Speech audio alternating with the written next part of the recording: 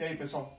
Eu tô aqui para falar de um assunto que fazia muito tempo que eu queria falar, tá? Mais para frente isso vai, em algum momento, né, aparecer em artigos nossos. Eu já comecei a rascunhar e tudo, mas eu decidi fazer esse vídeo porque eu vou mandando currículo para todo mundo, aí o currículo vai mudando. Isso pode parecer estranho para alguns, né? E eu decidi que eu ia explicar para geral, já tinha explicado em particular para alguns também, como é que funciona essa questão das mudanças do currículo, para que não haja mais dúvidas, para que todo mundo entenda melhor o que acontece e, naturalmente, vejam esse vídeo e depois continuem perguntando se vocês tiverem alguma dúvida, tá? Então eu vou falar um pouco sobre as mudanças do nosso currículo, mas, sobretudo, de como funciona o nosso currículo e como funciona o currículo, aspas, do Karatê como um todo, tá? Porque não só o currículo do Mudokan, o Karatê como um todo, ele meio que tem partes específicas de currículo que equivalem às nossas partes, tá? São três as partes: tem os princípios, tem os kata e tem os exercícios, tá? Então, assim, os princípios, a primeira parte, são as lições que sintetizam todo o resto. São lições que a gente pode descrever, pode estruturar de maneira teórica. Como a gente estrutura varia. Os mestres antigos estruturavam de maneiras diferentes. Então, alguns usavam palavras específicas para sintetizar uma grande quantidade de ideias, por exemplo, Mutimi, Chinkuti. Outros usavam já explicações mais detalhadas, né? Essas palavras antigas a gente hoje em dia chama de Kuden, mas Kuden basicamente significa ensinamentos orais ou tradições orais. Então, um Kuden não precisa ser necessariamente uma palavra pequena ou uma expressão pequena, pode ser um ensinamento oral como um todo, né? E assim, os princípios, eles são leis universais, independente da existência do Karatê, inclusive. Eles funcionam e pronto, eles estão lá. O que o Karatê faz é conhecer os princípios, entender os princípios e ensinar os princípios e aplicar esses princípios de maneira concreta para que o praticante realmente possa cumprir as finalidades, né, propostas pelo Karatê. Então, tem princípios de natureza estratégica, né? Um exemplo: não procure briga, não tenha uma conduta social hostil, porque se você for uma pessoa mais pacífica socialmente, você tem menos chances de sofrer agressões, e aí você tem menos chances de machucar. É um princípio estratégico, tá? Que é do Karatê, inclusive, né? Princípios táticos, por exemplo, ataque continuamente, porque o oponente que está ocupado se defendendo vai ter mais dificuldade de atacar você, né? E numa dessas você acerta, neutraliza o agressor e você volta para casa, né? Outro exemplo, né, de princípio tático que a gente usa muito: controle a capacidade de movimentação do agressor para que ele tenha mais dificuldade de atacar e mais dificuldade de se movimentar, né? É outro princípio tático, mas não tem limite a lista de princípios de nenhuma ordem estratégica, tática, né? Tudo depende de como a gente descreve esses princípios, tá? Um princípio de ordem técnica, né? Se você relaxar os músculos antagonistas a um determinado movimento, esse movimento vai ficar mais desimpedido e, por isso, o movimento vai ser mais rápido e a quantidade de energia que você entrega no alvo, na hora do impacto, vai ser maior. Outro princípio de ordem técnica: use todo o potencial biomecânico do seu corpo, que inclui usar, por exemplo, força produzida pelos pés, pelas pernas, pelos quadris, né, por outras partes do seu corpo, e não só pelo braço, mesmo que você golpeie com o braço, por exemplo. Tá? É um princípio de ordem técnica. Tem princípios de treinamento, né? Repita o movimento da maneira certa, assim, assim, assado, porque o seu corpo vai se condicionar a fazer aquilo na hora da luta.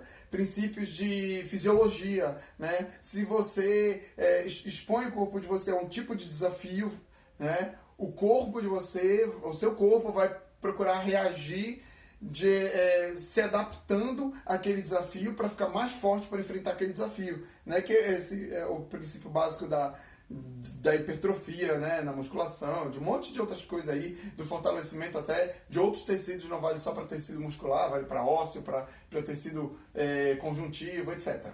Tá? Então, os princípios são universais. E a não ser que a gente descubra novos princípios, isso pode vir a acontecer, né? Ou que a gente avalie que tinha algum princípio equivocado no Moidokan, pode acontecer também. Então, fora essas hipóteses, esse currículo, que é o currículo mais importante do Moidokan, não muda. É sempre o mesmo. Tá, gente? Então, o currículo do Moidokan muda muito, muda, mas ele muda só na ponta do currículo. A parte mais fundamental dele não muda muito, tá? Agora, minha filha chorando agora. Se tiver alguma coisa, né, alguma novidade em relação aos princípios, é óbvio que a gente tem que incorporar no currículo. Mas tem um bom tempo já que a coisa está relativamente consolidada. Claro, tudo que todos ficarem sabendo, por favor, passem para mim, né? Passem para a gente, compartilhem entre a gente, para a gente ir incorporando no currículo. Tá? Então essa foi a primeira parte do currículo. A segunda parte são os kata. É a parte quase imutável do currículo também. Os princípios não mudam. Os kata praticamente não mudam, né? Especialmente porque a gente não cria os nossos kata. Poderíamos? Poderíamos. Às vezes eu penso, eu meio que criei um mini kata para as aulas de defesa pessoal no trabalho, para os seminários e tudo. Só que a rigor não é muito necessário, né? Porque os katas antigos já são muito bons.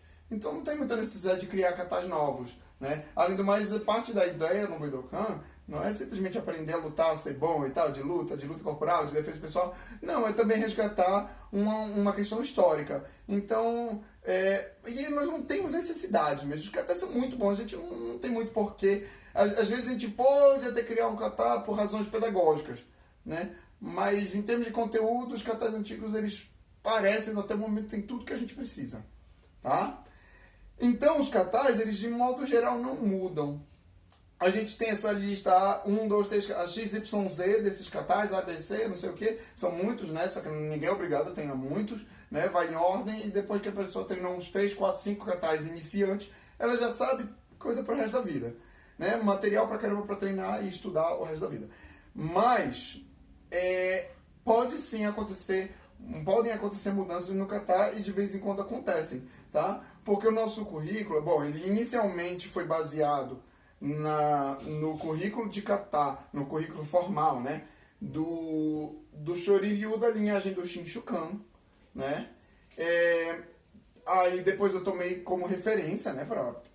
Porque era muito mais fácil de eu estudar o Shorin-ryu da linhagem do Shidokan, que por sinal o Shinshukan e o Shidokan são quase assim linhagens irmãs, né? E hoje, né, com a morte até do Sensei Shimisato, que foi fundador do Shinshukan, o pessoal mesmo do Shinshukan normalmente busca com os professores do Shidokan, né, para melhorar o próprio conhecimento, da parte mesmo de kata e do resto, né? Então, foi assim que começou. Só que os nossos estudos nunca se restringiram a uma linhagem, muito pelo contrário. Abrangeram todas as linhagens, todos os estilos, porque a ideia era entender o melhor possível, o máximo possível. Por causa disso, aqueles katas que antes eram feitos basicamente do jeito que eu entendia que eram feitos no Shinshukan, no Shidokan, foram sofrendo pequenos ajustes, nunca ajustes inventados, nunca ajustes que, eu decidi que o kata vai ser mudado assim. Muito pelo contrário, eram ajustes orientados pelas próprias pesquisas, tomando em consideração, inclusive, o que acontecia em outras linhagens, né? Então tem uma quantidade muito grande de linhagens. O Shinshukan faz assim, o Shidokan faz assim. Mas um monte de outras escolas de Shorin-ryu, um monte de outras linhagens de Shorin-ryu totalmente legítimas de Okinawa fazem desse outro jeito. E aí, pesquisando, eu vi, cara, eu acho que teve uma diluição nesse movimento e ele, que era um pouquinho mais circular, foi ficando retinho assim, por exemplo, tá? Estou dando um exemplo. Então, a gente vai deixar de fazer retinho como a gente fazia originalmente, como eu aprendi com o Sensei Lima, lá de Manaus, e a gente vai fazer um pouquinho mais circular, né? Do jeito que eles fazem em outras escolas. Esse é um exemplo, tá? Ou seja, os kata vão tendo pequenas modificações. Isso pode acontecer no nosso currículo, mas a rigor não é nada muito difícil, sabe? Antes eu fazia de um jeito, agora eu faço um pouquinho diferente, faz parte, tem que saber fazer. Agora a gente tem que ver que os kata são representações físicas e formais dos princípios universais, né? Então, contanto que os kata representem bem esses princípios, tanto faz fazer de um jeito ou de outro. O importante é que a gente entenda o que o kata está representando, tá? Como outras coisas vão mudando no nosso currículo, pode acontecer de mudar o kata, já aconteceu algumas vezes, as mudanças sempre foram muito pequenas. Normalmente, por exemplo, quem é do Shinshukan, né, ou mesmo do Shidokan, vai me ver fazendo kata, não vai nem perceber qual é a diferença exatamente. É muito difícil porque são coisas muito pequenas. Ah, o Shutoke, né, tá assim, aí um faz assim, né? Aí eu faço um pouco mais circular, assim. E a pessoa nem percebe que eu não fiz varrendo desse jeito. E ainda tem porque de escola para escola, dentro de uma mesma linhagem, às vezes alguns fazem diferente. Isso é muito normal, até em Okinawa, né? Então nem vai perceber a diferença, né? Eu sou muito cuidadoso com esse negócio de mudar a maneira de fazer os kata, e eu nunca incorporo na execução formal, na execução de algum kata, alguma coisa que não existe em outras linhagens. Muito pelo contrário, normalmente eu procuro assim, ser atento ao máximo possível de linhagens, né? Eu evito incorporar coisas que são de linhagens muito isoladas e, sobretudo, procuro ser fiel aos princípios que a gente já conhece, não só os princípios técnicos, biomecânicos, táticos, etc., mas também os princípios históricos, né? Como eles faziam as coisas historicamente, qual era a ideia por trás, quais eram os outros ensinamentos históricos. Então, as nossas versões de kata levam em consideração tudo isso. Quando acontece uma modificação, é uma modificação pequena. Alguns já sabem que eu estou pensando em fazer um pequeno ajuste na nossa execução formal do Pinyan Shodan, por exemplo, né, do segundo Kyodo do Pinyan Shodan, porque a gente fazia de uma maneira aqui um pouco mais embaixo, eu estou pensando em fazer mais em cima, a gente ainda vai ver, porque tem um longo processo aí de homologação dos ajustes, né? Então, é assim, falei dos princípios, falei agora dos kata, né? Os princípios são universais, essencialmente imutáveis. Se a gente sabe todos ou não, essa é outra história. Se a gente erra algum, essa é outra história. Mas os princípios, né, que existem, a gente sabendo ou não deles, eles não mudam. Então, essa é a parte mais importante do nosso currículo e ele não muda. A segunda parte é o kata, ela praticamente não muda, tá? Ela muda muito pouco, né? E normalmente quando muda é por razões mais pedagógicas, históricas e tudo, mas o kata ele está lá basicamente para veicular, né, os princípios, para mostrar a maneira de se aplicar na prática os princípios, como é que eles funcionam na prática. E finalmente tem o terceiro componente do nosso currículo, que são as rotinas de treinamento, os exercícios. E essa é a parte que tem mais mudanças, né? Tem mudanças mais frequentes no nosso currículo. Então, vários anos atrás, eu fazia Kotei Kihon assim, né? Com os pés apontando para fora. E hoje, né, tá no nosso currículo, os pés apontando para frente. E o que foi que mudou? Antigamente, o pé apontando para fora é melhor, porque é mais natural. Aí eu percebi que o pé apontando para fora causava um estresse biomecânico indesejável no joelho quando girava os quadris. E aí avaliei que os pés apontando para frente era uma opção melhor para fins de treino, para fins de saúde, né? Até tempos atrás fiz uma longa explicação da relação dessa posição dos pés, né, com o kata Naihanchi Shodan, com a base Naihanchi Dachi, né, que eu achei genial da parte do Itosu, que fez isso, que provavelmente foi Itosu, não Chibana, né, que mudou a base Naihanchi Dachi. E aí mencionei também o kata Seisan e a base Seisan Dachi, que tem um funcionamento diferente da Naihanchi Dachi dentro do kata em termos de representação formal, né, da base, do uso mecânico do corpo, né? Então, os exercícios vão mudando. Por quê? Porque os exercícios são maneiras nossas de pensar como eu ensino essas aplicações e essas lições, esses princípios que estão lá naquela parte que não muda do currículo. Tá? Porque uma coisa é eu saber os princípios, é bom se você fizer assim, assado, né? Outra coisa é como eu ensino isso, né? Então, a parte fundamental do Karatê não são os exercícios. São os princípios e como a gente aplica esses princípios, né? Que a gente tenta sintetizar isso nos kata. Mas como ensina, varia. E nunca houve nenhum tipo de padronização. Nem nos katas existia padronização. Nem na maneira de representar os princípios de se referir verbalmente aos princípios existia padronização. Por exemplo, kobo e tai, né? É um princípio. Só que eu considero kobo e tai é um princípio, assim, redundante com outros princípios muito mais úteis do karatê estilo antigo. Mas é porque linhagens diferentes descreviam as coisas de maneiras um pouco diferentes. E às vezes um ensinamento é redundante em relação ao outro e é normal. Nada no karatê é padronizado porque não tinha uma instituição acima, um mega conselho de pessoas para padronizar o ensinamento do karatê. Não. Era um negócio ensinado de um para um em linhagens diferentes e ainda em segredo, né? Um escondia do outro. Então, não tem padronização de nada, tá? E o que nós fazemos nas nossas rotinas de treino é procurar cada vez melhor transmitir isso para os alunos. Normalmente, o meu processo de aprendizado é muito diferente do processo do pessoal para quem eu dou aula, né? O meu processo de aprendizado é assim. Eu estudo e tento aplicar na prática, né? Na dor, né? E em causar dor.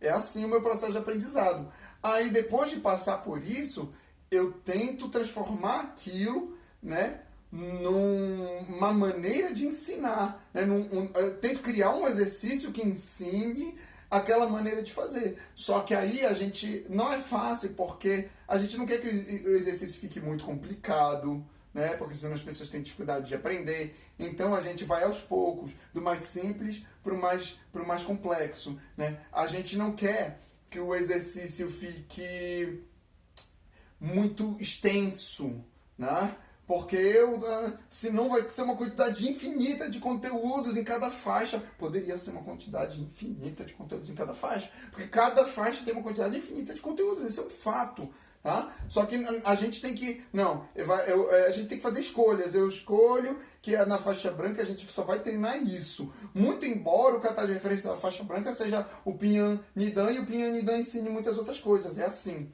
Tá?